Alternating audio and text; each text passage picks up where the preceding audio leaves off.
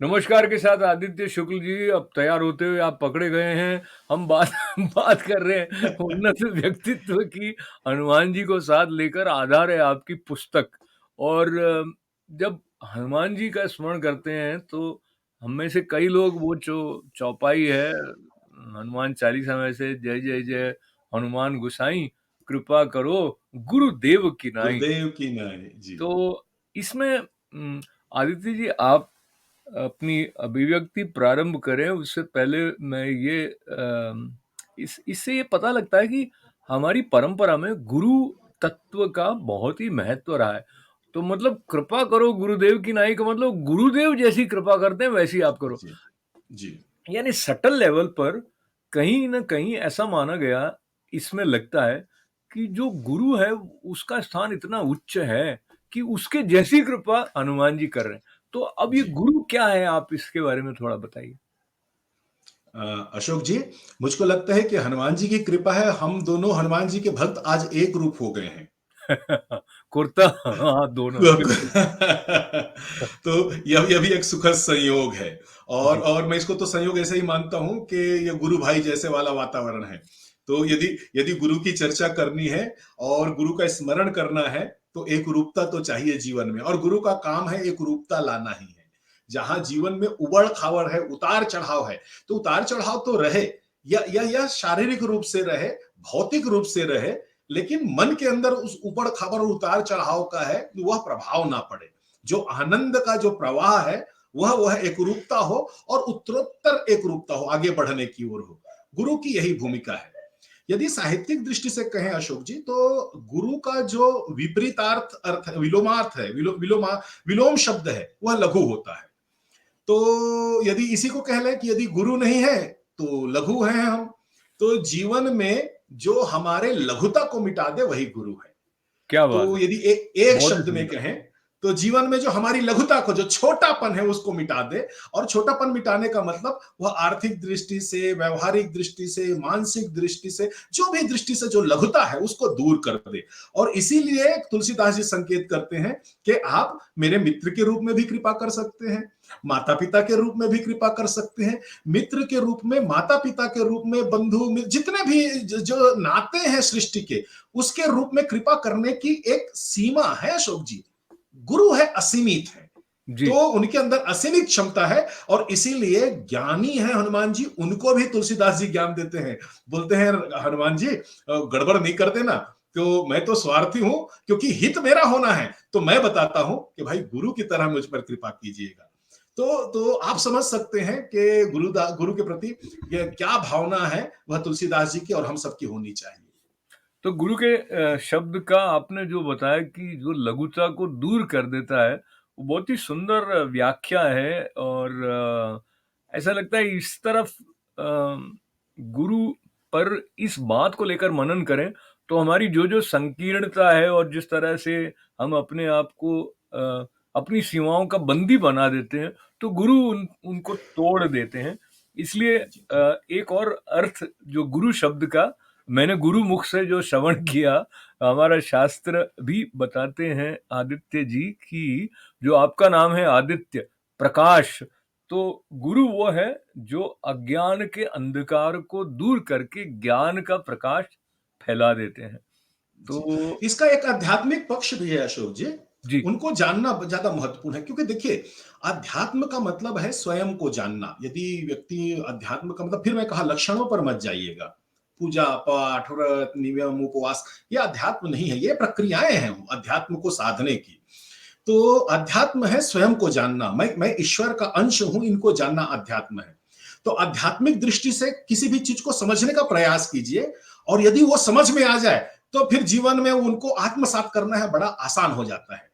आध्यात्मिक दृष्टि से गुरु का क्या महत्व मैं और बताना चाहूंगा यहां पर। और देखिए, आध्यात्म, आप जीवन का उद्देश्य क्या है, यदि कोई व्यक्ति पूछे, तो सबसे महत्वपूर्ण बात है कि बहुत लोग तो बता भी नहीं पाएंगे कि आपके जीवन का उद्देश्य क्या है। मैं तो बहुत लोगों से यह भी कहता हूं कि कल भगवान तुम्हारे सामने आकर के खड़े हो जाए और बोले, चलो पुत्र, कि अब तुम्हारा समय खत्म हो गया इस सृष्टि लोक से, और उसके बाद आप रोना गाना शुरू करो, उसके बाद भगवान बोले कि ठीक है, मैं तुम्हारी आयु बढ़ा दूंगा, करना क्या चाहते हो, तो बहुत से लोग निरुत्तर हो जाएंगे। बहुत से लोग निरुत्तर हो जाएंगे। तो यदि जीवन का एक आध्यात्मिक जो लक्ष्य है वह है आत्म साक्षात्कार करना, मैं अपना स्वयं को पहचानना चाहता हूं, यह जीवन का लक्ष्य, मैं हूं कौन, कहां से आया हूं, अंत में कहां जाकर के विलीन हो जाना है। और यदि यह प्रश्न है तो इसका उत्तर है वह सिर्फ और सिर्फ गुरु दे सकते हैं। क्यों? आत्म साक्षात्कार मतलब देखने की प्रक्रिया है, और देखने की प्रक्रिया के लिए आपको क्या चाहिए? नेत्र चाहिए, आंख चाहिए।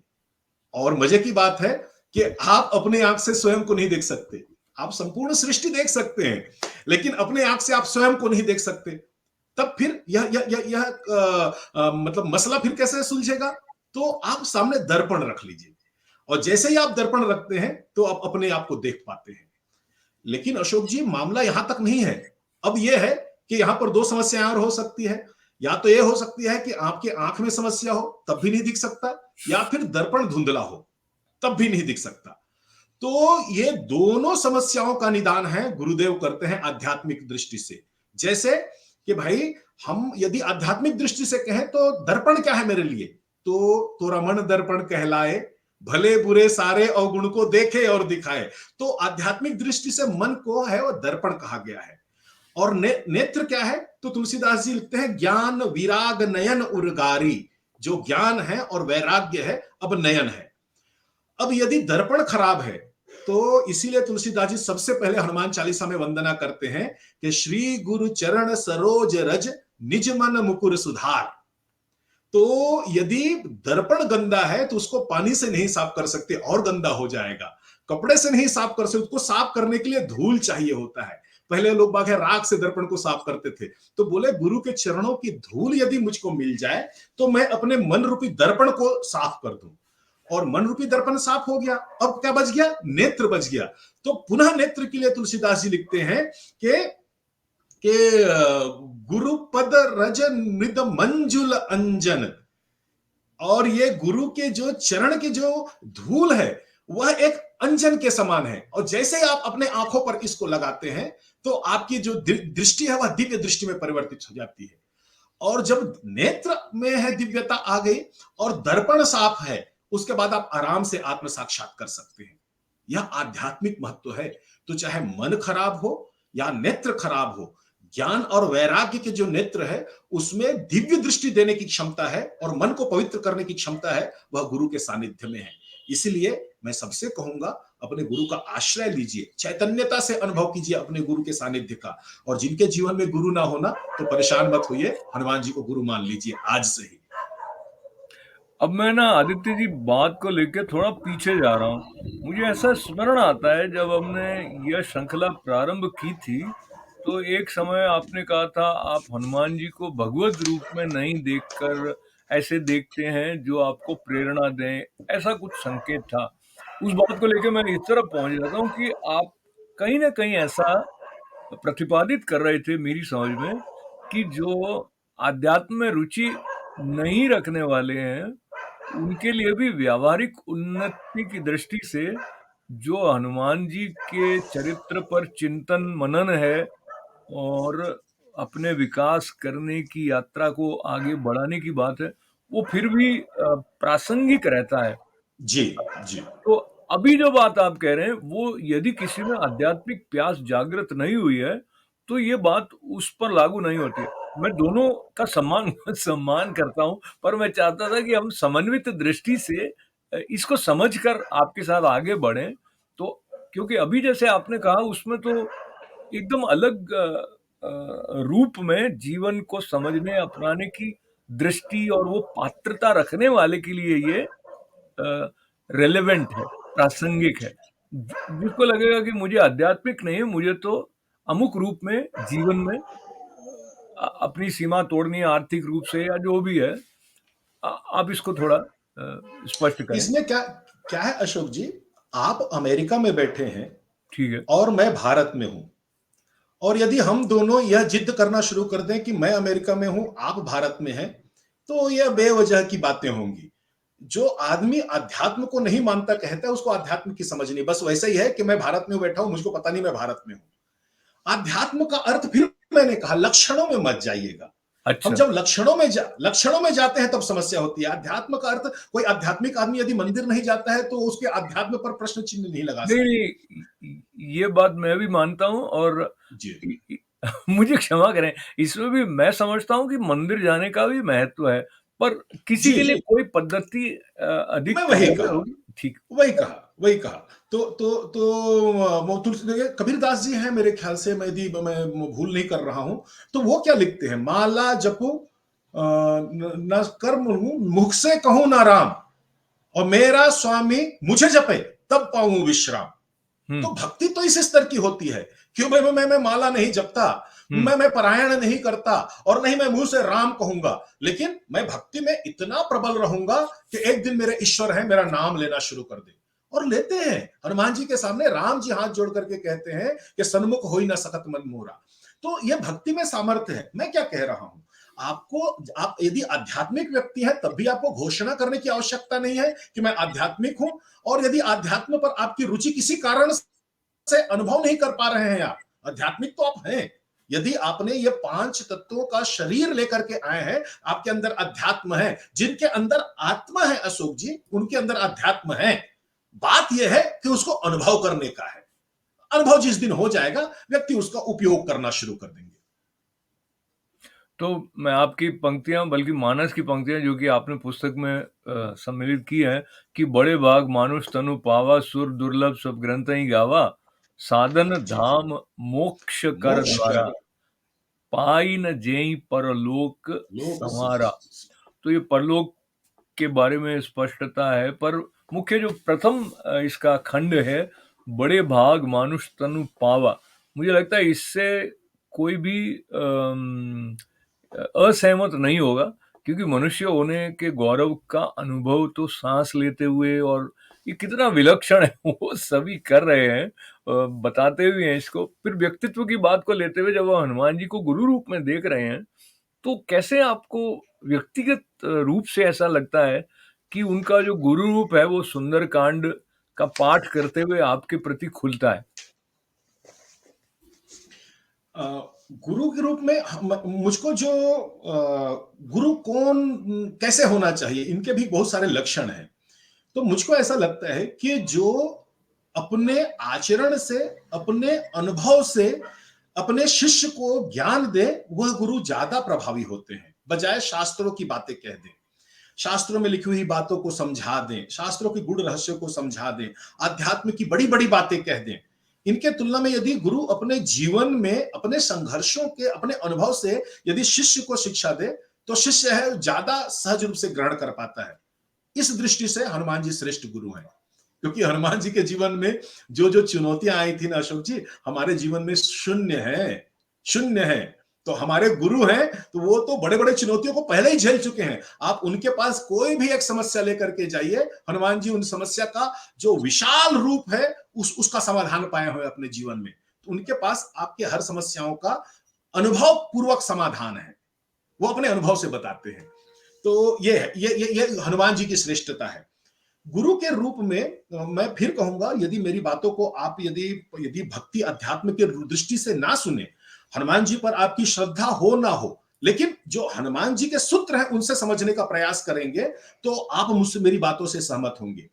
गुरु है वो करते क्या है? गुरु 3 चीज देते हैं। गुरु देते हैं शिक्षा, गुरु देते हैं दीक्षा, और गुरु देते हैं मंत्र।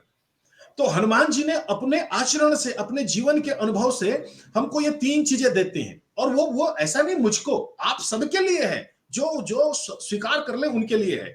शिक्षा के रूप में देते हैं। हनुमान जी कहते हैं, आपन तेज संहारो आपे। कोई आकर के आपका भला करने वाला नहीं है। कोई आकर के आपको सफलता की सीढ़ियों में चढ़ाने वाला नहीं है।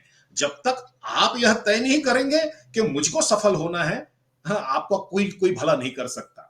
तो अपने सामर्थ्य को आपको खुद पहचानना है, और अपनी प्रतिभा का अपने हित में और सर्वहित में उपयोग आपको ही करना है।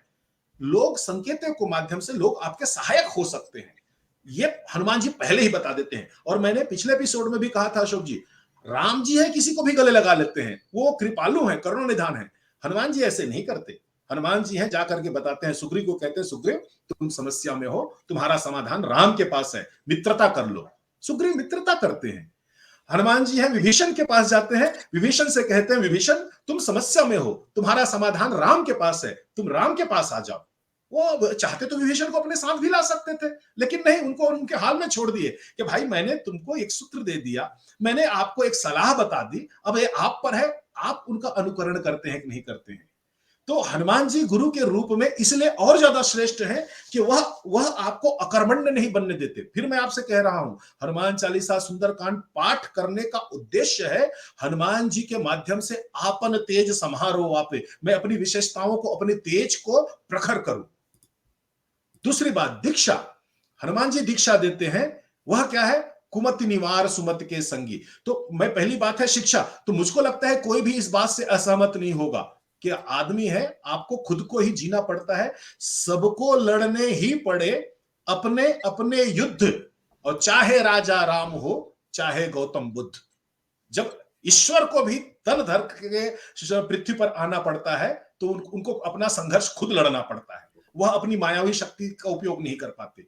तो इसमें किसी की असहमति नहीं हो सकती। दूसरी बात, दीक्षा, हनुमान जी की दीक्षा है, वह है कुमत निवार सुमत के संगी, कुसंग से हट जाइए और सत्संग का साथ लीजिए। ऑफिस में है, घर में है, समाज में है, देश में है, सफर में है, जहां पर भी है, जहां पर कुमति है, जहां पर कुसंग है, वहां से दूर हट जाइए, वहां से आपका कल्याण नहीं हो, और सुमति का संग कीजिए। और अंत में हनुमान जी है मंत्र देते हैं, और वह मंत्र है कि राम नाम सुनबे को रसिया, ईश्वर के भजन में रसिया के समान लग जाओ। तो ये तीन चीज जो व्यक्ति हैं वह अपने जीवन में ले आते हैं अशोक जी, तो हनुमान जी उनके साथ हैं। जहां पर आप अपने तेज को समझते हैं, हनुमान जी वहां हैं। जहां आप कुमति निवार सुमति के संगी करते हैं, आप हनुमान जी को गुरु मानो ना मानो, आध्यात्मिक मानो ना मानो, भक्त मानो ना मानो, आप हनुमान जी के शरण में हैं। और जहां पर आपके ईश्वर नाम पर, अपने गुरु के नाम पर, अपने माता पिता के नाम पर, अपने इष्ट के नाम पर आनंद आना शुरू हो जाए, आप रसिया हो जाओ, वहां पर हनुमान जी हैं। और ये तीन ही सूत्र हैं जिसके माध्यम से व्यक्ति है अपने व्यक्तित्व का विकास कर सकता है। और जो चाहते हैं, जो पैसा चाहिए, गाड़ी चाहिए, बंगला चाहिए, ये सब तो आपको किसी भी माध्यम से मिल सकता है, लेकिन इनके माध्यम से इनका सुख, आनंद और संतुष्टि प्राप्त कर सकते हैं। तो इस संतोष की बात को लेते हुए जो आपने जिस रूप में गुरु रूप हनुमान जी का अपनी पुस्तक में व्यक्त किया है, तो आपने उनके गुणों में सदा संतोषी इसका उल्लेख किया है, और साथ में उनमें परमार्थ की भावना है, ये भी आपने कहा है। अब आम जो साधक है या हम लोग हैं, हम लोग तो संतोषी नहीं होते हैं सदा, और उनमें से कई लोगों के मन में पूरी तरह वो शुद्ध अवस्था मन की नहीं होती है कि सिर्फ परमार्थ की भावना से ही काम कर रहे हों।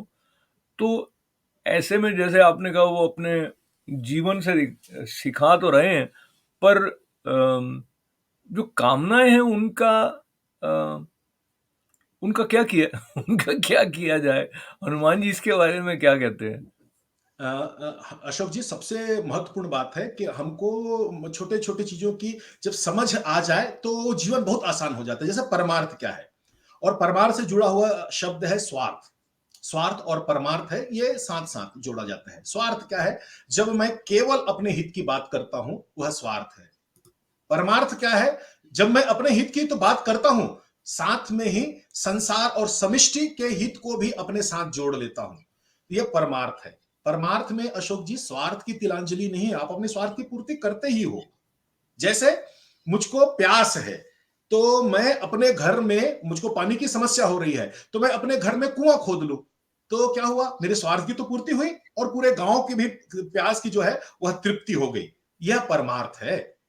तो आपको अपने स्वार्थ की तिलांजलि नहीं देनी है, आपको अपने स्वार्थ की पूर्ति करनी है। यदि मैं अपनी स्वार्थ की पूर्ति मैं नहीं करूंगा तो कौन करेगा? अपने बच्चों के लिए, अपने परिवार के लिए और अपने कुटुंब के लिए यदि मैं नहीं करूंगा तो कौन करेगा?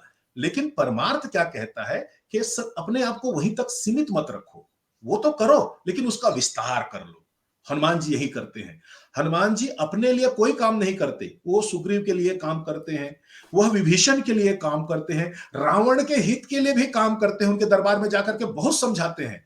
कहीं पर भी हनुमान जी का स्वार्थ दिखता नहीं है, लेकिन उनको परिणाम में क्या मिलता है? उनको परिणाम में कभी भी राम जी के जो आप देखिएगा जो दरबार है, राम दरबार है, वहां पर राजा होकर के सुग्रीव नहीं है अशोक जी, विभीषण नहीं है वहां पर। हनुमान जी ना तो कोई राजा थे ना राजकुमार थे, लेकिन सिर्फ और सिर्फ अपने परमार्थ के कारण वह राम दरबार के सदस्य बन जाते हैं, जहां केवल और केवल रघुकुल के लोग हैं।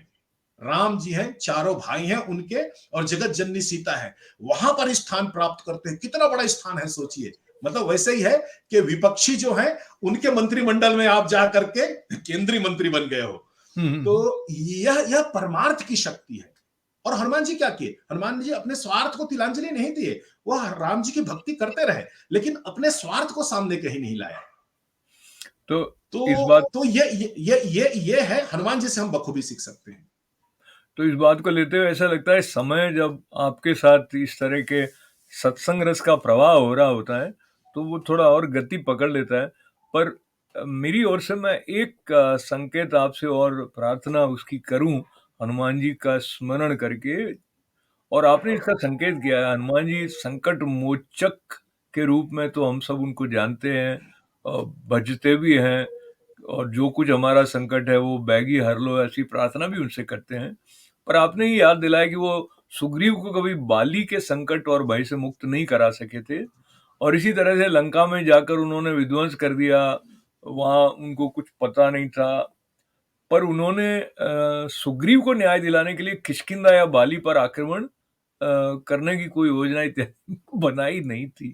तो इस बात को लेके भी एक सीख जो आप जिस तरह से देख रहे हैं उसको थोड़ा हमारे प्रति स्पष्ट करें। और इसमें मुझे ये भी अनुमति लेके मैं निवेदन कर दूं कि जब आप श्रद्धा से देखेंगे तब उनका गुरु रूप आपके प्रति पूरी तरह खुलेगा, वरना आप उसमें भी कुछ मीन में कहीं भी नहीं निकाल सकते हैं। तो गुरु तो वो श्रेष्ठ है, उस पर तो प्रश्न चिन्ह नहीं, लेकिन हमारी शिष्यत्व की पात्रता भी अ, जी मन की निर्मलता के साथ बढ़े। जी। ये जो प्रसंग है आश्वस्ति का है अशोक जी। हनुमान जी हैं, वह मैं हनुमान जी के जीवन को दो भागों में बांटना चाहता हूं। एक राम जी से मिलने से पहले, एक राम जी से मिलने के बाद। तो राम जी से मिलने से पहले हनुमान जी बिल्कुल हमारे जैसे थे। तो उनके उनके बहुत सारे गुण आप मेरी किताब में पढ़िएगा। मैंने एक एक गुण के कहा कि हनुमान जी हैं, वो हमारे जैसे थे। जैसे वह साहस और सामर्थ्य की प्रचुरता थी हनुमान जी में।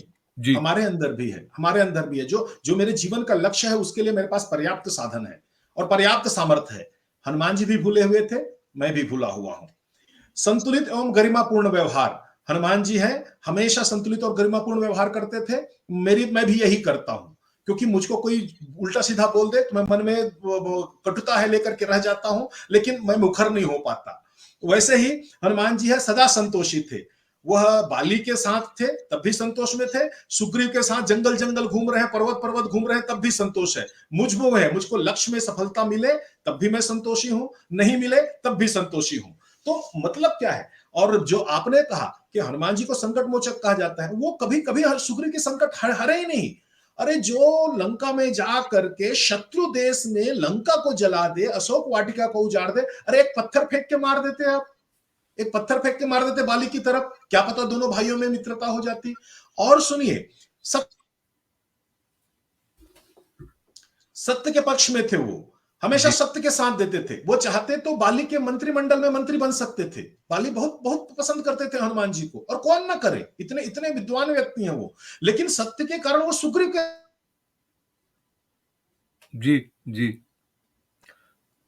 तो हनुमान जी की कृपा से ये जो तकनीकी अवरोध आया है वो कुछ नेटवर्क में शीघ्रता से समस्या हट है क्या गया। अशोक जी? हाँ, तो अब पुनः आप जारी रखें। जी। हाँ, तो वो सत्य के साथ रहते हैं, लेकिन सत्य से तटस्थ रहते हैं। मैं भी सत्य के साथ हूं, लेकिन सत्य से तटस्थ रहता हूं। मैं दो पड़ोसियों में लड़ाई हो तो मैं हमेशा उस पड़ोसी के साथ में रहता हूं जो सत्य में है, लेकिन मैं कभी बीच बचाव नहीं करता, कभी बोल नहीं पाता कि वो गलत आदमी है। मैं तटस्थ रहना पसंद करता हूं, देश में, घर में, परिवार में। तो हनुमान जी भी ऐसे ही थे, तटस्थ थे। लेकिन जैसे ही उनके जीवन में राम आते हैं, तो राम के आते ही एक व्यक्तित्व निर्माण की प्रक्रिया शुरू होती है अशोक जी। और जिस हनुमान जी से हमारा परिचय है ना, वे वही हनुमान जी हैं, उनके जीवन में जो व्यक्तित्व निर्माण की प्रक्रिया होती है। जो हनुमान जी सुग्रीव का संकट नहीं हर पाते, वह राम के संकट हरने के लायक हो जाते हैं। मैं ये मेरा मेरा आप सबसे अनुरोध है, जो हनुमान जी का राम से मिलन है, उसके बाद के हनुमान जी के जीवन को जरा ध्यान से देखिए। वो कैसे अपना विकास करते हैं। बस उसी रास्ते पीछे पीछे पीछे पीछे आप भी चलते जाइए, आपका भी विकास होना शुरू हो जाएगा। तो हनुमान जी है, वो जन्मजात दिव्यता उनके अंदर देखने को नहीं मिलती। वो हनुमान जी है, प्रक्रिया है, और वही प्रक्रिया है, मैं अपने किताब में संपूर्ण जगह बताने का प्रयास किया है। यह प्रक्रिया आप भी अपना लीजिए। राम से मिलने से पहले हनुमान जी और हम में गुरु और चेला दोनों बराबर हैं, और राम को है अपने जीवन में ले आइए हनुमान जी के माध्यम से, और फिर आप देखिए कि फिर क्या होता है। तो आप देखेंगे क्या होता है, और हम देखेंगे कि जब हम अगली बार मिलते हैं तो हनुमान जी के सम्मुख क्या-क्या चुनौतियाँ आई उनके बारे में कुछ विस्तार से चर्चा आदित्य शुक्ल जी के साथ करेंगे। तो इस श्रृंखला को आपका प्रेम मिल रहा है, हनुमान जी की कृपा का जो आलोक है उसके माध्यम से ये जो भाव प्रकाशित हुआ आदित्य जी में, और जिसको लेकर हम एक आनंदित और प्रफुल्लित भाव लेकर आपके साथ जुड़ रहे हैं, उस के लिए आपका पुनः आभार व्यक्त करते हुए और मंगल कामनाएँ। आदित्य जी नमन, जय श्री हनुमान। जी, जय